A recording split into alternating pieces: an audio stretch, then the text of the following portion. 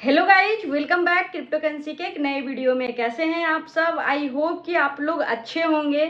बात एक्चुअली में यहाँ पर ऐसी है कि अब फिर से यहाँ पर सेशन एंड और आईटीआर फाइल करने का टाइम आ चुका है। और आईटीआर तो हर एक चीज़ में फाइल करना पड़ता है, चाहे आप क्रिप्टो की अर्निंग करें या स्टॉक की अर्निंग करें या जॉब से अर्निंग करें या फ्रीलांसिंग से अर्निंग करें, सारे चीज़ें से सारे लोग को आईटीआर फाइल करना पड़ता है। और यहाँ पर तो रूल ऐसे भी आ गई कि आप अगर अर्निंग नहीं भी करते हैं फिर भी अगर आपका पैन कार्ड बन चुका है तो आपको ITR income tax return file करना है।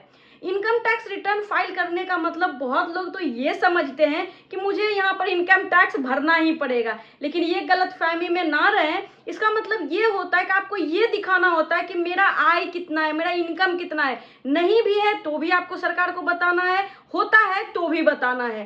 टैक्स लगना और नहीं लगना वो अलग मैटर है। लेकिन अब हम लोग क्रिप्टो करेंसी मार्केट में है तो हम लोग को काफ़ी ज़्यादा डर रहता है, क्योंकि चीज़ें यहाँ पर कुछ डिफरेंट है। और अब वो टाइम आ गया है कि इस सेशन का जो है आईटीआर भरा जाए। और यूट्यूब पे आपको डिफरेंट सो मेनी वीडियो आप जो है टैक्स के रिलेटेड मिलने लगेंगे।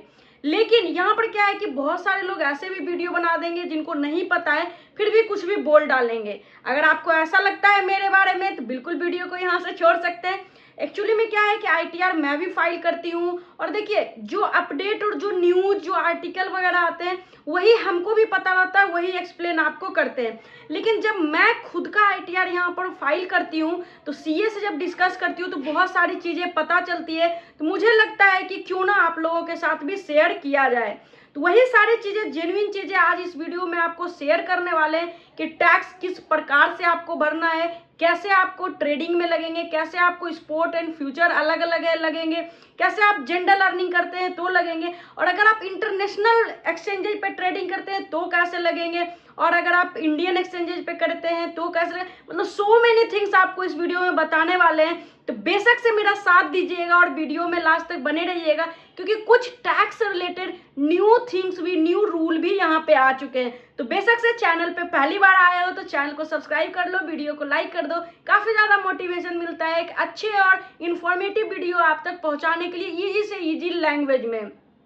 एंड साथ ही साथ इस वीडियो को उन सारे लोगों के साथ शेयर कर दीजिएगा जो कि क्रिप्टो करेंसी में इंटरेस्ट रखते हैं, या फिर वजीरेक्स में उनके पैसे फंसे हुए हैं, या फिर पाई को माइन कर रहे हैं। मतलब क्रिप्टो करेंसी में अगर है तो ये वीडियो को शेयर करिएगा और अपने दोस्तों से चैनल को सब्सक्राइब करके रखने बोलिएगा, क्योंकि हर एक चीज़ जो है आपको टाइम पे या टाइम से पहले ही मैं दे देती हूँ।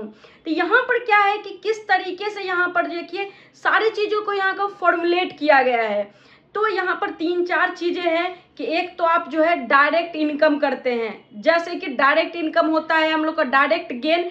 कोई भी चीज़ इन्वेस्टमेंट करते हैं उसमें अपना क्रिप्टो करेंसी भी आ जाता है, स्टॉक भी आ जाता है, जो रियल इस्टेट का प्रॉपर्टी होता है वो भी आ जाता है। इसके अंदर भी दो चीज़ें आती है, एक शॉर्ट टर्म इनकम आता है, एक लॉन्ग टर्म इनकम आता है, जो कि ये सारे चीज़ में वैलिड होता है। लेकिन अपना क्रिप्टो करेंसी का माजरा कुछ थोड़ा अलग ही है, क्योंकि यहाँ पर लॉन्ग टर्म शॉर्ट टर्म के साथ साथ यहाँ पर फ्यूचर ट्रेडिंग, स्पोर्ट ट्रेडिंग का भी चीज़ें यहाँ पे अलग अलग हो जाता है, और उसमें भी आप डिफरेंट टाइप से वहाँ पर इनकम टैक्स फाइल कर सकते हो। अब लोगों को कई बार ये चीज़ें हम समझाए हैं, लेकिन कुछ लोगों को अभी भी यहाँ पे प्रॉब्लम है, कन्फ्यूजन है, जो कि कमेंट करते हैं कि मैम ऐसा नहीं, वैसा वैसा नहीं, ऐसा। तो हम हमेशा क्या होता था कि जो क्रिप्टो करेंसी में एप्लीकेबल है उसी पे डिस्कस करते थे, लेकिन आज के डेट में सारी चीज़ आपको बताते हैं सो डैट कि आपको सारी चीज़ें यहाँ पर क्लियर हो पाए। लेकिन इस चीज़ को जानने के बाद भी एक बार सीए से ज़रूर कंसल्ट करिएगा, क्योंकि जब भी आप आईटीआर फाइल करेंगे तो वहाँ पर ऐसा तो होगा नहीं कि आप खुद भर देंगे। आप छोटे बड़े जो भी है सीए को जरूर हायर करेंगे, और मिनिमम जिनका कि बहुत कम यहाँ पर रेशियो में प्रॉफिट है या पोर्टफोलियो है, 500 से 1000 में इजीली हो जाता है। लेकिन अगर आप लोगों को लगता है कि आपको सीए नहीं मिल रहा है तो कमेंट बॉक्स में जरूर डाल दीजिएगा, कमेंट कर दीजिएगा, तो हम आपका हेल्प करने का कोशिश करेंगे। हो सके तो यहाँ पर सीए का जो है कांटेक्ट भी अवेलेबल करवाने का कोशिश करेंगे, लेकिन आपका सपोर्ट चाहिए होगा। वीडियो को लाइक करके चैनल को सब्सक्राइब जरूर करिएगा। तो देखिए सबसे पहले जो है, अगर हम और भी किसी डायरेक्ट इनकम टैक्स की बात करें उससे पहले ये बता दें कि यहाँ पर दो चीजें अब हो गया, अभी तक जो इस ITR जो फाइल करेंगे आप, इसका रूल अलग होगा, और नेक्स्ट ईयर का जो रूल यहाँ पर स्टार्ट होगा 1 अप्रैल से, उसका रूल अलग होगा। क्योंकि अभी बजट सेशन में जो सारी चीजें हुआ था, 12 लाख रुपये तक का जो है आपको फ्री वहां पर टैक्स नहीं होगा। लेकिन बहुत लोग ऐसे कंफ्यूजन में है कि मैं क्रिप्टो करेंसी से अर्न करूंगा, मैं स्टॉक से अर्न करूंगा और 12 लाख का इनकम करूंगा तो मुझे टैक्स नहीं देना पड़ेगा। तो ये आपके पास गलत फहमी है कि उससे अर्निंग करने के बाद आपको जो है 12 लाख पे टैक्स नहीं लगेगा। सिंपल लैंग्वेज में आपको समझाने का कोशिश करते हैं, दो कैटेगरी में चीजें को रखते हैं। एक यहाँ पर रखते हैं हम कि आप या तो जॉब से अर्निंग करते हो या तो फ्रीलांसिंग से अर्निंग, उसके थ्रू अगर आप अर्निंग करते हो, आप समझ रहे हो ना मैं क्या कहना चाह रही हूँ। इसमें भी कंफ्यूजन हो तो कमेंट करिएगा कि मैम ऐसा कर रहा हूँ तो क्या ऐसा लगेगा, तो मैं आपका वहां पर रिप्लाई कर दूंगी कि हाँ यहाँ पर क्या सिचुएशन हो सकती है। तो अगर ये सारी चीजें से आप 12 लाख तक अर्निंग करते हो तो उसमें जो है आपको टैक्स नहीं लगेगा। लेकिन उस 12 लाख में यहाँ पे ना तो क्रिप्टो करेंसी फॉल होता है, ना तो स्टॉक मार्केट से अर्निंग करते हैं वो फॉल होता है, और ना तो रियल इस्टेट जो आप अर्निंग करते हैं वो यहाँ पे फॉल होता है। ठीक है, ये सारी चीजों को आपको अलग रखना पड़ेगा। अब जो यहाँ पर 12 लाख तक आपको टैक्स नहीं लगेगा, जो सारी चीजें बताए, इसके अलावा भी बहुत सारी चीजें हैं जिसके ऊपर आपको YouTube पे बहुत सारी वीडियो मिल जाएगा, तो आप वहां से आप उसको देख सकते हो। इस वीडियो को स्पेशली बनाने का मेरा मेन मुद्दा था क्रिप्टो करेंसी ट्रेडर इन्वेस्टर को लेके बनाने का।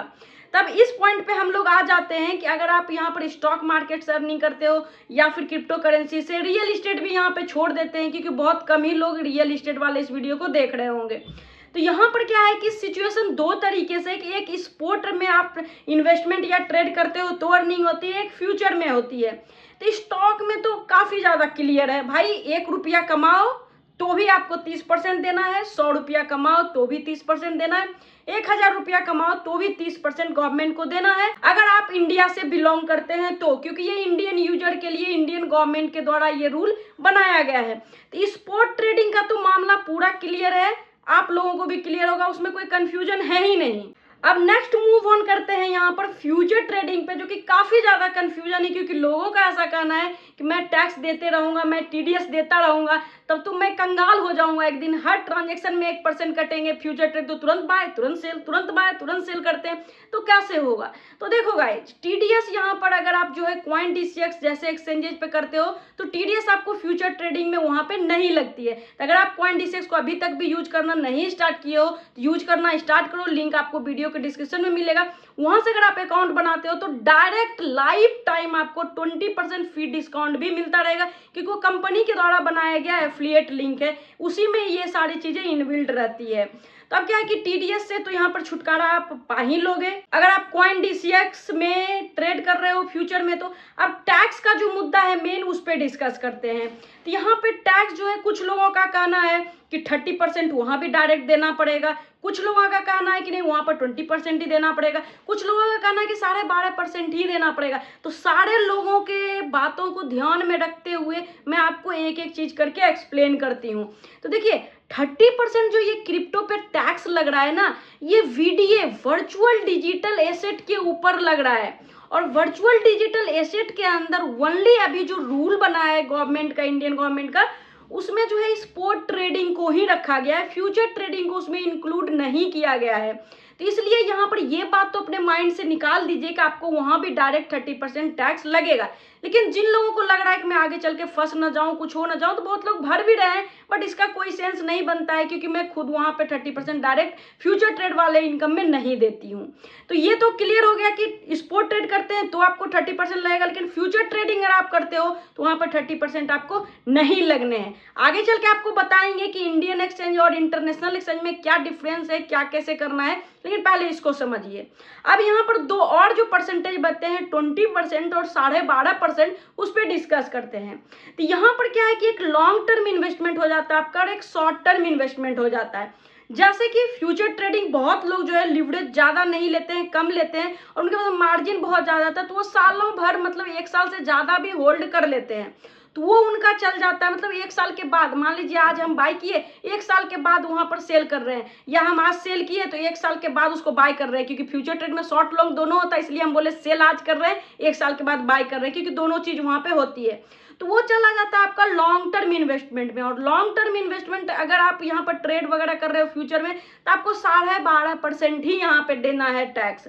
और वही आप 1 साल के अंदर ही आप सारे प्रोसेस कर लेते हो बाय सेल की, तो वो शॉर्ट टर्म इन्वेस्टमेंट में आ जाता है, तो वहां पर आपको जो है 20% टैक्स देना है। होप सो कि जो चीजें हम आपको समझाना चाह रहे थे वो आपको हर्टली और अच्छे से समझा रहे थे और आपको समझ में भी आया होगा। तो यहाँ तक समझ गए हैं आप तो वीडियो को लाइक कर दीजिए, चैनल को सब्सक्राइब कर लीजिए। अब नहीं समझे हैं तो कमेंट कर दीजिए कि कहाँ आपको प्रॉब्लम आ रही है।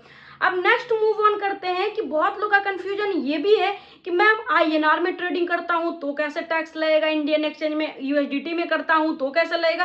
तो इसके ऊपर डिटेल वीडियो मैं अपने यूट्यूब पे ऑलरेडी बता रखी हूँ, तो आप उसको जाके चेकआउट कर सकते हैं।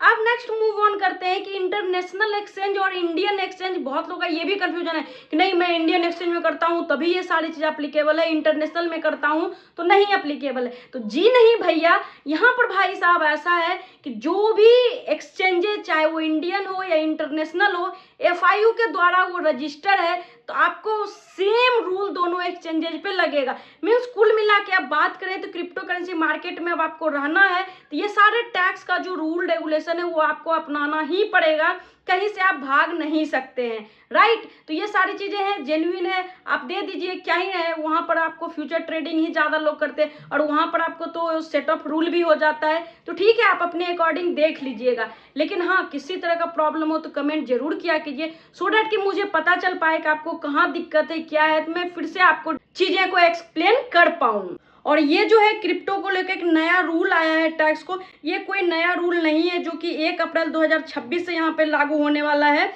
कि इसमें जो है कि अगर आप सारे चीज़ जितना भी अर्निंग होता है वो नहीं दिखाते हैं तो सोशल मीडिया आपका लॉगिन कर लिया जाएगा, सारे चीज़ें होंगे। ये तो नया है कि जैसे कि ईमेल आईडी वगैरह कई लोग होते हैं एक्सचेंजेस पे अकाउंट बनाते हैं, लेकिन उनका क्या होता है कि इन्फॉर्मेशन नहीं रहता है, तो वो आपके सोशल मीडिया को लॉगिन कर लेंगे, ईमेल आईडी को कर लेंगे, तो वहाँ से आपको उनको पता चल जाएगा कि कौन कौन एक्सचेंजेस पे आप अकाउंट बनाए हो, तो उस तरीके से वो जो है आपको छानबीन कर सकते हैं। लेकिन ये तो नॉर्मल यूजर के लिए है ही नहीं, कहाँ से उनका सोशल मीडिया जानेंगे, ये तो इन्फ्लुएंसर के लिए ही है, तो आपको टेंशन लेने की जरूरत नहीं है। बाकी जहाँ तक है कि यहाँ पर जो है आपको कंडक्ट जो है एसेट साइज वगैरह नहीं बताते हैं, कुछ भी जो यहाँ पर दिया हुआ है मनी लॉन्ड्रिंग हो या फिर गोल्ड मनी ज्वेलरी कुछ भी आप यहाँ पर प्रॉपर्टी रखते हो नहीं देते हो, तो आपका जो है यहाँ पर घर में कभी भी इनकम टैक्स जो है वाले घुस सकते हैं, कुछ भी कर सकते हैं। तो ये ऑलरेडी पहले से ही रूल है इनकम टैक्स एक्ट 1961 में ही, कि अभी भी होता है। कई बार आप देखते हैं ना कि उसका घूस का पैसा पकड़ाया है, इनकम टैक्स वाला गया ताला वाला तोड़ा, पैसा वैसा निकाला, तो ये पहले का ही रूल है, तो आपको घबराने का जरूरत नहीं है, ये कोई नया रूल नहीं है। तो आई होप कि सारी चीजें आपको समझ में आ गया होगा। जो भी चीजें प्रॉब्लम रहता है कमेंट कर दीजिए, चैनल को सब्सक्राइब कर लीजिए ताकि टाइम से सारी चीजें मिल सके।